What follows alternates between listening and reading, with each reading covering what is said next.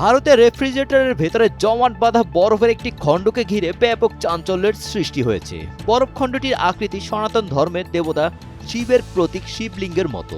ভারতের উত্তরপ্রদেশে এমন ঘটনা ছড়িয়ে পড়ার পর থেকে ওই বাড়িতে ভক্ত ও কৌতূহলী মানুষের ভিড় বাড়তে থাকে। ভারতীয় গণমাধ্যমের খবরে বলা হয়, পরিবারের সদস্যরা প্রথম ফ্রিজ খুলে বরফের অস্বাভাবিক আকৃতিটি দেখতে পান। পরে প্রতিবেশীদের মাধ্যমে খবরটি দ্রুত ছড়িয়ে পড়ে।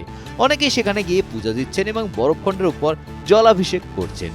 বাড়িটিতে হর হর মহাদেব ধ্বনিতে মুখরিত হয়ে উঠছে।